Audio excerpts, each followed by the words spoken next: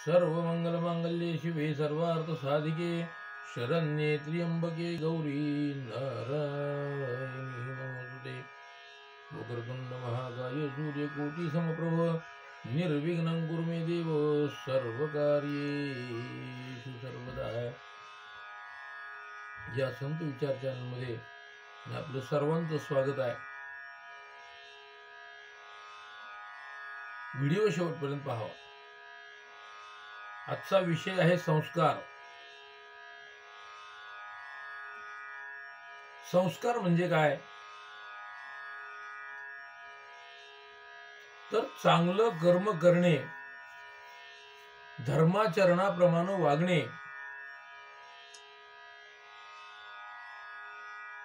आणि असलेले जे काही अंगी असलेले दोष काढून टाकून त्या अंगी चांगले गुण निर्माण करणे, याचं नाव आहे संस्कार।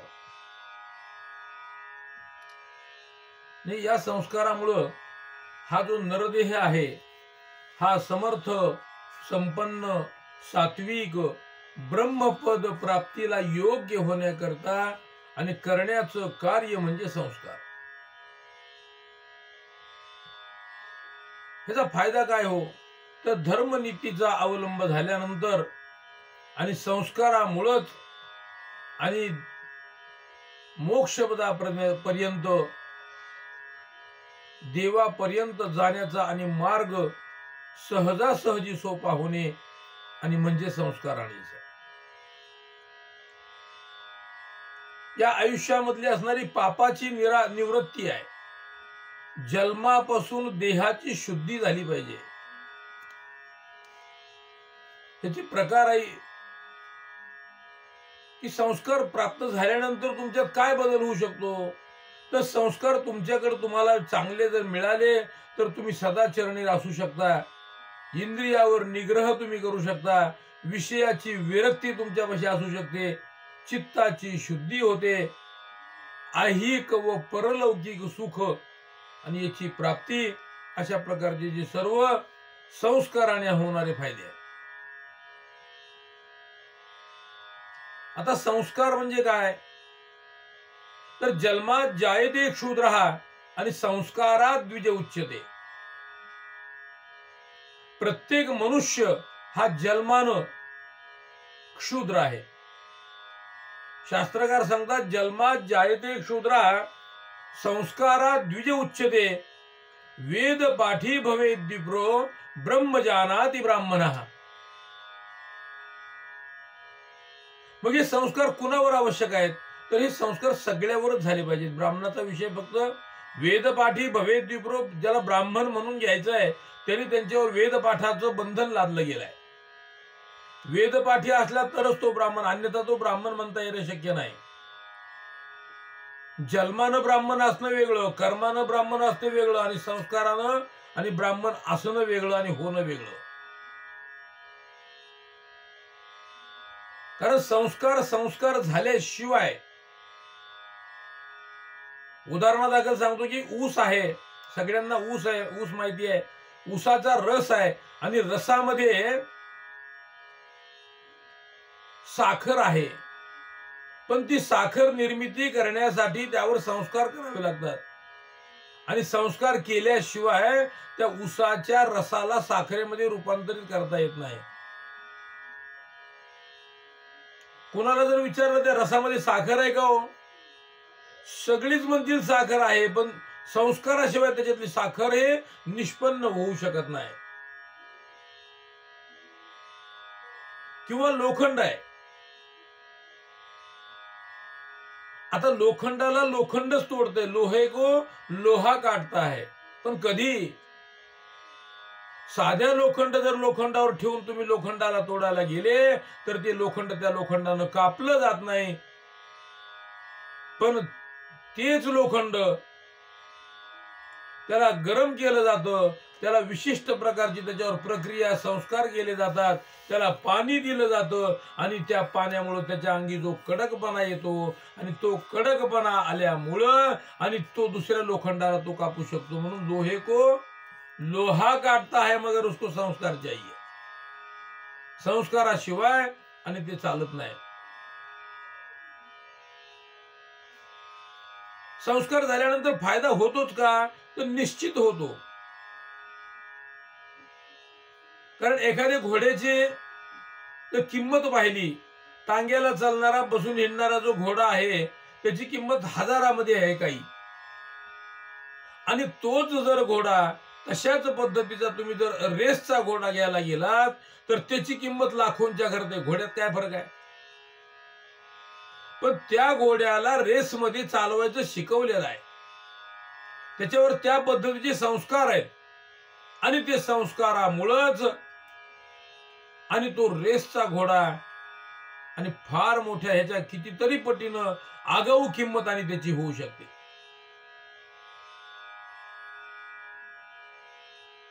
म्हणून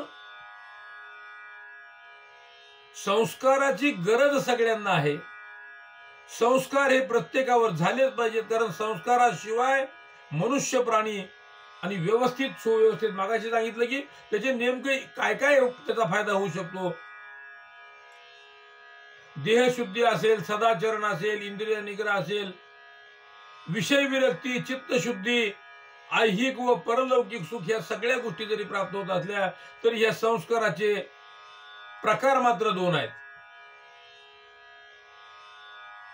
या दोन्ही प्रकारामध्ये एक आहे ग्रहित आणि दुसरा आहे प्रेषित. आता ग्रहित संस्कार म्हणजे कोणता? आपल्या आपल्या जन्मानुसार, आपल्या जन्मानंतर आपल्या सोबत येणारा त्याचं वर्म आहे. उपजताची ज्ञानी आणि हे वर्म जाणोनी, किंवा ऐसे वर्म जाणोनी. तर जन्मानंतर त्यांच्या सोबतच जे ज्ञान येतो, जो संस्कार आला येतो तो पूर्व कर्मानुसार आहे, आणि हा पूर्व कर्मानुसार आलेला संस्कार आणि हा ग्रहित संस्कार मानला जातो. त्याच्यामध्ये उदाहरण जर द्यायचं झालं तर शंकराचार्यांचं उदाहरण आहे की त्यांना शिकवायला अगर शिकायला कोण्या गुरुकडे जावं लागलं नाही, किंवा ज्ञानेश्वर महाराजांनी आपल्याच घरी आपल्या बंधुरायांना गुरु गेलं आणि त्यांच्याकडून जे ज्ञान प्राप्त झालं, पण तेही उपजताची ज्ञानी. आणि दुसरा जो वर्ग आहे तो आहे प्रेषित. प्रेषित म्हणजे दुसऱ्यांनी सांगितल्यानंतर, शिकवल्यानंतर, संस्कार केल्यानंतर प्राप्त झालेले. मग हे संस्कार कुणाकुणाकडून प्राप्त होतात? त्याच्यामध्ये मूळ सुरुवात जी आहे ती आई आणि वडील. त्या लेकराचे आई वडिलापासून मूळ संस्काराला सुरुवात आहे. त्यानंतर तुम्ही शाळेमध्ये ज्या दिवशी जाता त्या दिवशी अंगणवाडी असेल, अंगणवाडी शिक्षिका असतील, किंवा शाळेमधले शिक्षक असतील, तुम्ही जे धार्मिक किंवा पारलौकिक जे गुरु घेता करून, परमार्थिक गुरु आणि शेवटी मोक्ष गुरु हे सद्गुरु, असं गुरुमंत्र ज्यांचा घेतला जातो, आणि ते गुरु असे सगळ्यांकडून जे मिळणारं ज्ञान आहे हे सगळं संस्कारामध्ये मोडलं जातं.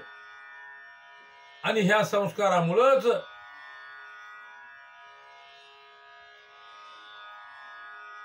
प्रत्येक आयुष्यामध्ये येणाऱ्या नरदेहाचं सार्थक आणि होण्यासाठी आणि या संस्काराची गरज आहे. मूळ धर्मशास्त्रानुसार ह्या संस्काराचे 48 प्रकार सांगितले होते, पण धर्मशास्त्रानंच त्या 48 प्रकारामधले काही जे संस्काराचे भाग होते ते लोप पावले आणि काळाच्या ओघामध्ये ते बाजूला सारले गेले. आणि आता ह्या कलियुगामध्ये 16 संस्कार, 16 म्हणजे 16, आणि संस्काराची यादी आणि परमार्थिक लोकांनी आणि शास्त्रानं सांगितलेली आहे. पण आता ह्या 16 मधले सुद्धा लोकांनी 16 ठेवले नाही जवळ, कारण 16 संस्कार प्रत्येक मनुष्य पूर्ण करत नाहीये.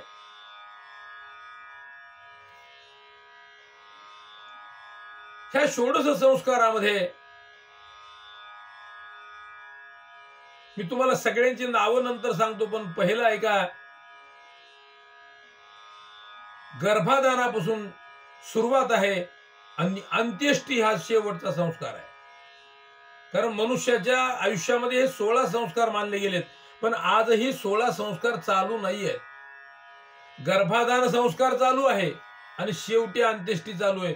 सगळे मधले लुप्त लोकांनी केलेत आणि एक संस्कार आता सध्या शिल्लक आहे आणि त्याचं नाव आहे विवाह संस्कार.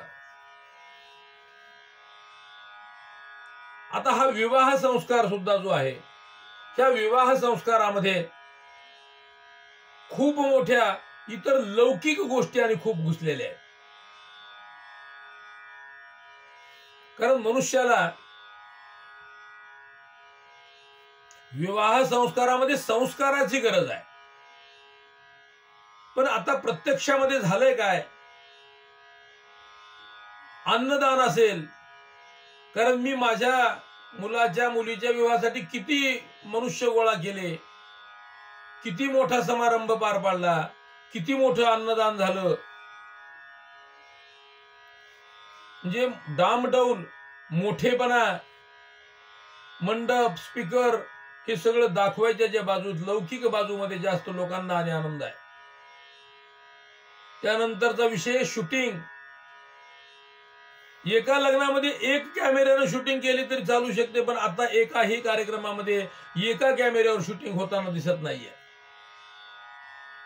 त्याच्यामध्ये भरपूर असे कॅमेरे वापरले जातात.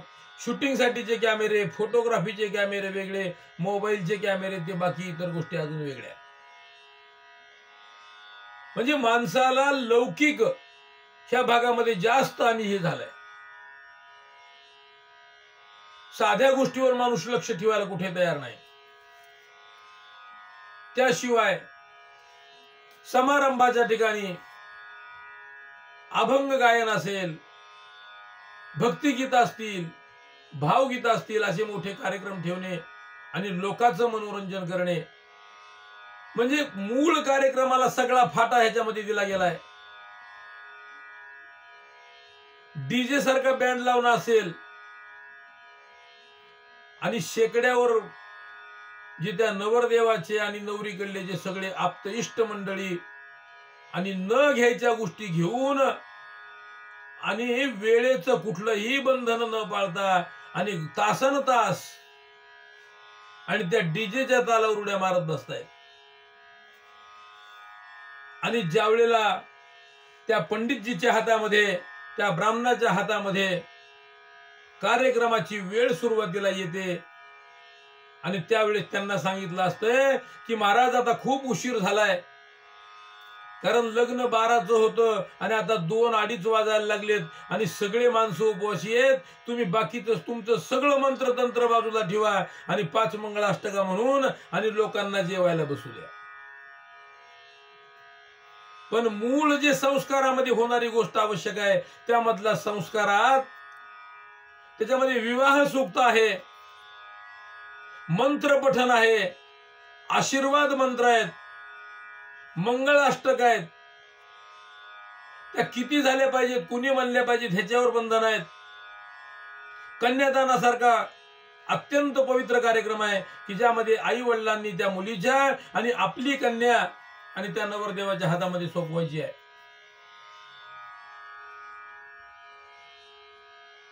आणि हे सगळे संस्कार बाजूला ठेवले जातात आणि ह्या संस्कारामध्ये कुठेही मंत्रतंत्र आणि कुठलं म्हणू दिलं जात नाही. फक्त कार्यक्रम लवकर आटपा का, तर सगळ्यांना जेवायला उशीर होतोय. आणि जेवायला उशीर होतोय कशामुळं? मंत्रामुळं झालाय? काहीच नाही हो. त्याचं कारण डीजेच आहे. म्हणजे आजच्या युगामध्ये संस्काराला फाटा देणे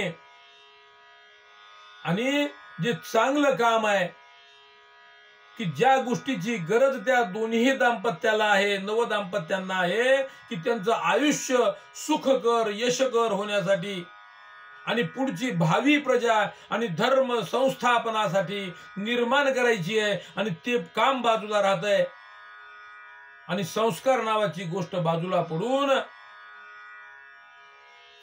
आज जे आपण पाहतोय ते जवळपास 50% लोकांपर्यंत घटस्फोटाचे काही कार्यक्रम असतील, नवरा बायकोमध्ये न जमणारे काही कार्यक्रम असतील, आणि हे असे कार्यक्रम आणि हे जे सगळं उद्भवलंय, आणि ह्याचं खरं जर काय कारण असेल, आणि तर ते एकमेव कारण आहे की ज्यामध्ये आपण संस्काराला आणि किंमत देत नाहीये.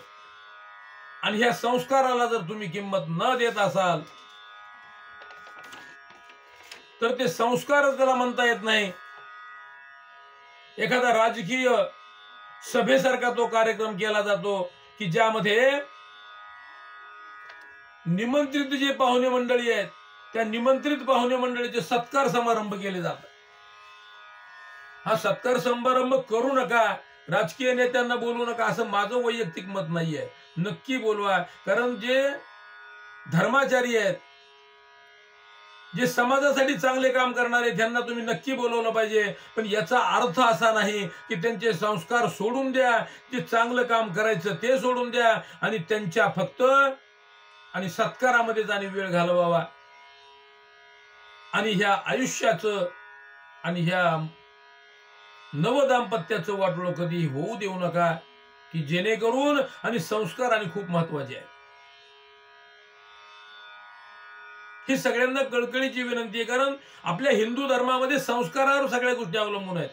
आपलं कुठे लिखित पत्र नाहीये की हे दोघ जण वधू आणि वर आहेत आणि ह्या दोघांच्या विवाहाचा हा प्रसंग आहे आणि कुठेतरी एखाद्या स्टॅम्पवर म्हणा कशावर आणि हे लिहिलं जात आहे की ह्या दोघांचं लग्न झालंय म्हणून. आता कायदेशीर बाबी पूर्ण करतील कोणी सोडून द्या ना करतील, विषय कायदेशीर बाबीचा नाहीये.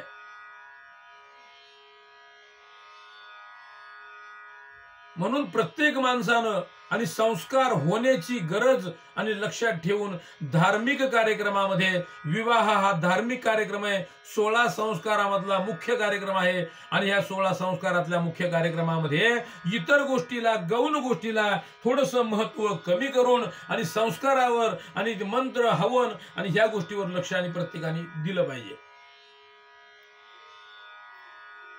कारण अशुद्ध असलेलं सोनं कितीही दिवस जरी मातीमध्ये बुजून राहिलं कुठं जरी, तर त्याला शुद्ध करायचं जर असेल तर त्यावर संस्कार करावे लागतात. तसं ही नवदाम्पत्याची जोडी शुद्ध करून त्यांच्या पुढील भावी आयुष्यासाठी आणि शुद्ध करण्यासाठी आणि संस्काराची गरज आहे. शास्त्रानं 16 संस्कार सांगितलेत, आता मूळचे 48, पण ह्या 16 मध्ये मूळ संस्कार आहे, पहिला आहे गर्भाधान, त्यानंतर आहे पुंसवन, तिसरा आहे सीमंतोन्नयन, चौथा जातकर्म, पाचवा नामकरण, सहावा कर्णवेध, सातवा जो आहे निष्क्रमण, आठवा आहे संस्कार हा अन्नप्राशन, नववा चुडाकर्म, 10वा आहे उपनयन, 11वा वेदारंभ, 12वा केशांत, 13वा समारंभ आहे समावर्तन, 14वा विवाह, 15वा संस्कार आहे वानप्रस्थ आणि 16वा संस्कार आहे अंत्येष्टी. आता याही मध्ये आता 16 जरी शास्त्रानं सांगितले असले तरी 16च्या 16 आज मित्येला सगळे वापरतातच किंवा सगळे अनुभवात घेतात किंवा सगळे संस्कार करून घेतले जातात असा विषय नाहीये. यामधलेही बरेच संस्कार आता लुप्त होण्याच्या मार्गावर आहेत. पण संस्कार आवश्यक आहे का, त्याविषयी तुम्हाला मी दृष्टांत सांगतोय का. हिरण्याक्ष हिरण्यकश्यपू ही सगळ्यांना माहिती आहे. भागवतामध्ये यांची विस्तृत अशा प्रकारची कथा आहे. त्या हिरण्यकश्यपू आणि ज्या वेळेस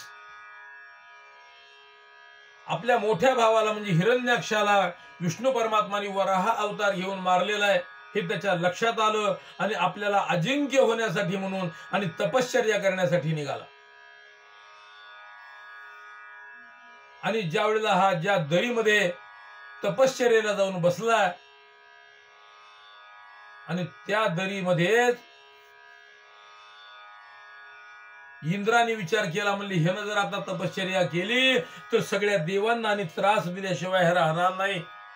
म्हणून पोपटाचं रूप घेतलं आणि एका झाडावरती येऊन बसले. इकडे येणं ब्रह्मदेवाय नमः, ब्रह्मदेवाय नमः अशा प्रकारचा तप आणि तपाला सुरुवात त्या हिरण्यकश्यपूने केली. आणि इकडं हा नारायणाय नमः, नारायणाय नमः म्हणू लागला. हा ब्रह्मदेवाय नमः पण ह्यानं एका पाया उजव्या पायाच्या अंगुष्ठावर उभा राहून दोन्ही हात ब्रह्मदेवाकडे हात जोडून आणि तपश्चर्या ह्याची चालू. पण इकडे ह्याने ब्रह्मदेवाय नमः म्हणला की ह्यानं नारदाय नमः, नारायणाय नमः म्हणू लागला. नारदांचाच मंत्र अवलंबला आणि शब्दाला शब्द उत्तर देऊ लागला. त्याची तपश्चर्या सुरुवात भंग झाली. त्यानं हातामध्ये पाषाण घेऊन त्याला मारू लागला, कारण शस्त्रास्त्र घेऊन आलाच नव्हता, तपश्चर्यासाठी जायचंय म्हणून. त्यानं पाषाण फेकून मारला की त्या पक्षीरूपी इंद्रानं लांब जाऊन दुसऱ्या झाडावर बसावं आणि पुन्हा वापस येऊन त्यानं तपश्चर्या सुरुवात केली. यानं ब्रह्मदेवाय नमः म्हणलं की त्यानं नारायण नमः म्हणा. त्या दिवशी तपश्चर्या सोडून दिली, वापस घराकडे आला. पत्नीला सांगितलं मी आज तपश्चर्या सोडून देऊन आलो आणि उद्याच्याला तपश्चर्या जायचंय. त्या दिवशी गोडधोड आणि त्या जेवायला वगैरे पद्धतशीर कयादू नावाच्या त्याच्या पत्नीनं घातलं. आणि जेवायला बसल्यानंतर ती त्याला विचारते, महाराज आणि तुम्ही कसं काय वापस आले, आज काय तपश्चर्येमध्ये एवढं विघ्न झालं? त्यानं म्हणलं एक पक्षी पोपटाच्या रूपामध्ये आला, माझ्या शेजारच्या झाडावर बसला, मी ब्रह्मदेवाय नमः म्हणलं की तो नारदाय नमः, नारायणाय नमः म्हणायचा. मी नारदाचाच तो मंत्र जपू लागला, मी ब्रह्मदेवाचा मंत्र जपतोय. असं एकदा नाही दोनदा नाही, तर तिच्याकडून त्या कयाधून 108 वेळा तो पोपट पुन्हा काय म्हणत होता, तो पोपट पुन्हा काय म्हणत होता, असं म्हणत म्हणत 108 वेळा आणि नारायण नावाचा जप त्या हिरण्यकश्यपूकडे करून घेतला. आणि त्याच दिवशी गर्भधारणा झाली. आणि त्या गर्भधारणेमुळं त्या गर्भावर जे संस्कार झाले नारायण नावाचे, आणि म्हणून ते जे संस्काराचं फलित रूप म्हणून राक्षसाच्या पोटी आणि प्रल्हादासारखा भक्त आणि जन्माला आला. हे संस्काराचं महत्व आहे. आपल्याला ही कथा इथपर्यंत सांगायची की संस्कारामुळं जन्माच्या आधी ज्याला गर्भाधान म्हणलं जातं की ज्या दिवशी गर्भधारणा होऊ शकते, आणि त्या दिवशी जे काही संस्कार झाले आणि त्याच्यामुळं राक्षसाच्या पोटी सुद्धा भक्तराज जन्माला येऊ शकतो. म्हणून हा पहिला संस्कार आहे गर्भाधान. त्यानंतर पुंसवन, सीमंतोनयन हे संस्कार आता लुप्त आहेत, कुठेही केले जात नाहीत. जातकर्म नावाचा संस्कार आजही चालू आहे थोड्याफार प्रमाणामध्ये. जातकर्म म्हणजे नाम बघणे, पंचांगाच्या गतिमानाप्रमाणे कालशास्त्र जे आहे, नक्षत्र योग करणं, हे पंचांग तिथी नक्षत्र योग आणि करणं हे जे 5 अंग आहेत त्यानुसार नामाभिधान जे असेल ते पाहणे, याचं नाव आहे जातकर्म. आणि ते जन्मानंतर 12व्या 13व्या दिवशी केलं जातं किंवा त्यांना बारसही म्हणलं जातं. आणि ते नामकरण आणि हे संस्कार चालू आहे. त्यानंतर कर्णवेध, विंध आणि अविंध हे जे मानलं जात आहे. विंध म्हणजे कानाला होल पाडणे. आज आपल्या हिंदू संस्कृतीमध्ये प्रत्येक लेकराच्या कानाला आपण होल पाडतोय. आणि अविंध म्हणजे मुस्लिम, की मुस्लिमामध्ये कानाला होल आणि पाडलं जात नाहीये. ह्याच्यामध्ये शास्त्रार्थ संस्कार आहे हा. पण आता हे संस्कार लुप्त झालाय, मात्र कृती आजही चालू आहे. म्हणून कर्णवेध ही कृती चालू आहे, त्याच्यामध्ये संस्कार शिल्लक राहिला नाही. त्यानंतर निष्क्रमण आहे.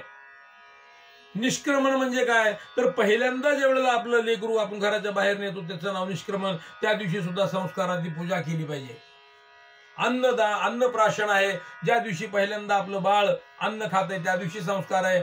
चुडाकर्म आहे. चुडाकर्म म्हणजे कमरेला हाताला गोफ बांधणे, त्याचंही कर्मांतर आहे. त्यानंतर आहे उपनयन. उपनयन हा षोडश संस्कारामधला 10वा संस्कार आहे. ह्याच्यामध्ये हे वयाच्या 8व्या वर्षी केला जातो. आणि 8व्या वर्षानंतर हा उपनयन संस्कार झाला रे झाला की तुम्ही 14 विद्या आणि 64 कळा शिकण्यासाठी आणि मुक्त आहेत. कारण उपनयन हा ब्राह्मणामध्ये सध्या तरी रूढ प्रकार आहे. तेही आता 8 वर्षाला करायचं का नाही हा संशोधनाचा विषय आहे. कारण आता लग्नाच्या आधी 4 दिवसानं लग्न म्हणजे लावली जाती, दुसऱ्या दिवशी सोडली जाती आणि तिसऱ्या दिवशी लग्नाचा देव ब्राह्मण होतो, चौथ्या दिवशी लग्न लागतंय. अशी ही काही ठिकाणी पद्धत आता वरचीवर रूढ आणि होऊ पाहते. पण असं नसून शास्त्र सांगते 8व्या वर्षी मुंज झाली पाहिजे आणि वेदशास्त्राचं शिक्षण घेण्यासाठी आणि त्याला परवानगी आहे. आणि उपनयन म्हणजे काय? संस्कारात द्विज उच्यते. कारण ज्याला ब्राह्मण म्हणावं, ह्या ब्राह्मणाचा 2दा जन्म मानला जातो म्हणून त्याला द्विज म्हणावं. कारण पहिला जन्म हा आईच्या उदरातून आहे आणि दुसरा जन्म हा ब्राह्मण होण्यासाठी आणि उपनयन संस्काराचा आहे म्हणून त्याचं नाव द्विज आहे. आणि ह्या द्विज म्हणजे दुसऱ्यांदा जन्म झाल्यानंतर त्याला ब्राह्मण म्हणलं जातं.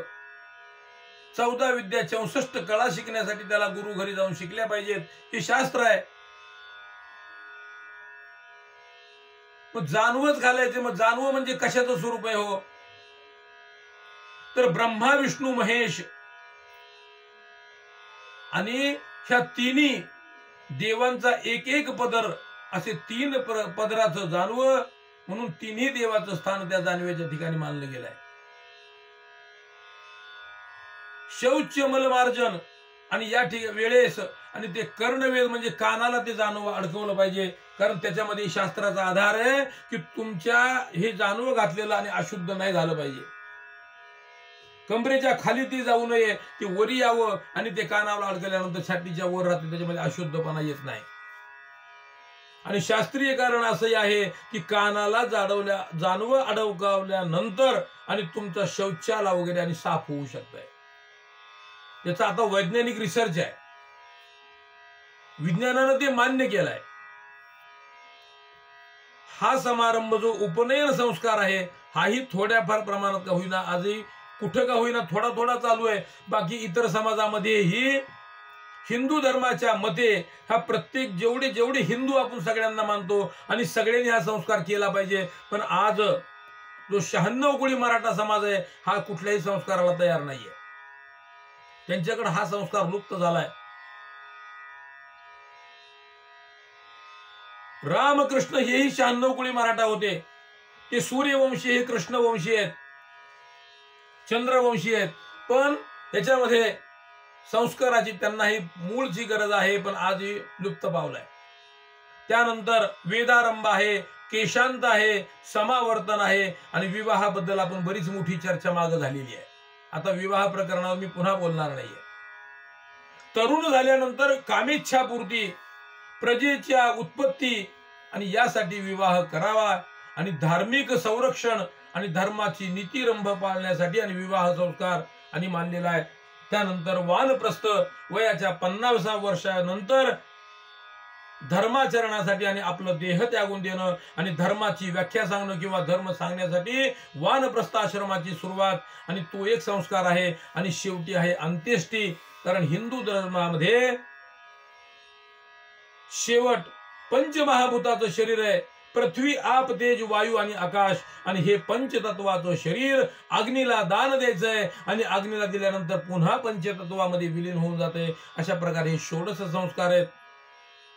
म्हणून तुकाराम महाराजांनी सांगितलंय, तुका म्हणे आता सोडून सर्व काम, तुका म्हणे आता सोडून सर्व काम आणि भजा राम राम रात्रंदिवस, भजा राम राम रात्रंदिवस.